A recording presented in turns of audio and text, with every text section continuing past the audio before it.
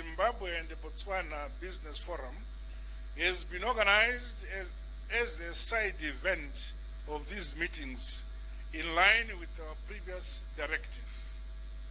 This will undoubtedly also aid the readiness and the ability of our private sectors to effectively participate in the African Continental Free Trade Area.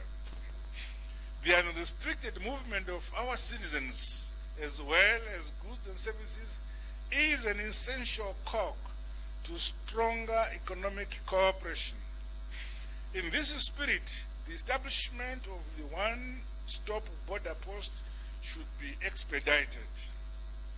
Actually, my brother is ahead of this. Do you permit me to say what you said? My brother thinks that it is time that people should cross into Zimbabwe or Zimbabwe into Botswana by a mere identity, without formalities. I put the idea. The development of cross-border infrastructure projects to increase our economic efficiencies and competitiveness must be pursued with greater vigor and confidence. The proposed railway line between Botswana, Zimbabwe, and Mozambique, known as the Ponta Tekopanin Inter-Regional Heavy Haul Railway Project, is highly anticipated for greater rail connectivity in the region. Investment and cooperation, particularly by our private sectors, must be encouraged in the renewable energy space. More so given the ongoing drive for the modernization and industrialization of our economies.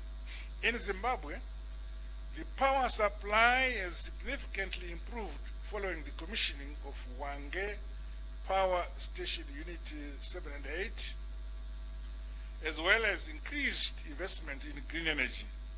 We look forward to strong synergies in the energy sector between our two countries. Ladies and gentlemen, the climate crisis is upon us and resulting in the prevalence of climate-related natural disasters and adverse weather phenomenon. We must act proactively and in unity to build and strengthen our climate resilience and adaptation measures. Consensus around the common African position on climate change at the recent COP28 is welcome. However, our countries endure the heavy burden of the negative impact of climate change. We therefore cannot afford to sit back and wait for the generosity of the global north with regards to climate finance. Innovative financing mechanisms, including by private sector investments, remain key to our climate mitigation and adaptation strategies. We must foster pride into our people that they must stand up for themselves. In terms of managing our common border, the robust cooperation between our security sectors in managing cross-border crime is commendable.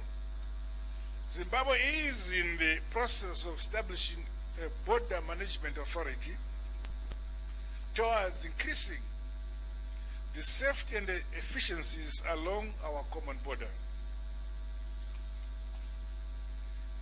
In the regional, continental, and international context, I commend you, my dear brother, Your Excellency, and the government of Botswana for your commitment and contribution to the promotion of peace and stability.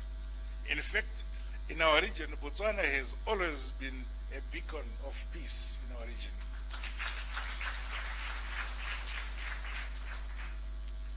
Yes, my dear brother.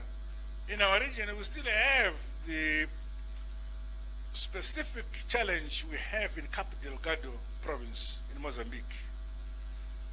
We need to support our dear brother, President Nyusi, to deal with the problem in Cabo Delgado. I'm happy that Botswana has stood up to the challenge and is participating in the creation of peace in Cabo Delgado. Zimbabwe will be honored to have you and other colleagues in Harare later this year during the fourth ordinary summit of the SADC heads of state and government. Finally, Your Excellency, we are aware that Botswana will be going to elections later this year. Zimbabwe is confident that your electoral processes will go a long way towards the consolidation of constitutionalism and democracy in our region. Truly delighted to welcome you here to this very same room on this important occasion marking the fourth session of the Botswana-Zimbabwe Binational Commission. My dear brother, President Mnangagwa, let me particularly once again extend a warm welcome to you and your delegation to our tourism capital, Mau, for the second time since we elevated our bilateral cooperation framework to a binational cooperation. I am pleased that you found it fitting to honor my invitation to this fourth session of our binational commission, which we could have convened in June 2023, but were unable to do so primarily because Zimbabwe was preparing for her harmonized general elections. Mr. President, there is no doubt that the deliberate move to host our BNC meetings in Mau and in Victoria Falls, respectively, goes a long way towards advancing our cooperation, especially in the tourism sector.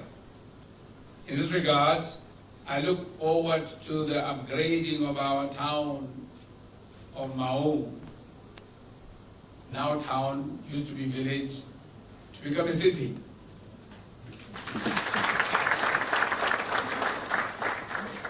As was the case with Victoria Falls in December 2020. Yes, we follow you.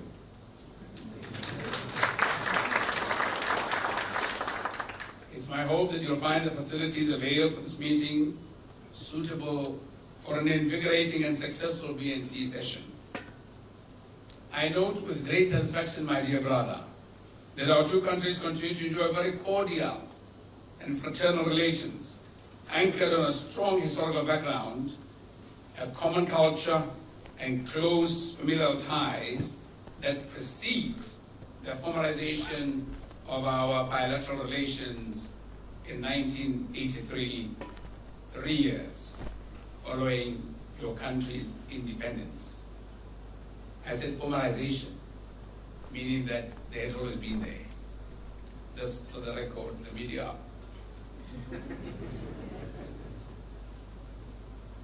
Moreover, our membership to the Southern Africa Development Community, SADC, embraced us in a regional formation which, from its founding as frontline states in the heat of the liberation struggle, holds the best prospects of our continued economic growth and development. Stability, our peace, and security as nation states that are strategically land-linked. The significance of these connections is exemplified by our unwavering commitment to our cooperation on bilateral, regional, and multilateral platforms, and our desire to uplift the livelihoods of our citizens through, amongst others, improved economic growth, job creation, and poverty eradication. Furthermore, the confluence of our national values and interests as sovereign states with equality of standing is in our concerted call and desire for a more equitable global economic system for sustainable prosperity that gives true expression to the purpose and principles of the United Nations Charter. Mr. President, the BNC as a framework of cooperation serves the central purpose it was created for, that of widening and deepening the scope of our bilateral and regional and multilateral relations. The BNC affords us the chance to take stock of progress towards the implementation of agreed commitments from previous meetings, as well as to explore new potential areas of cooperation between our sisterly countries. In this regard, I note with appreciation the wide range of issues that we discussed and agreed upon during our rather elongated tete-a-tete. We were at work for you,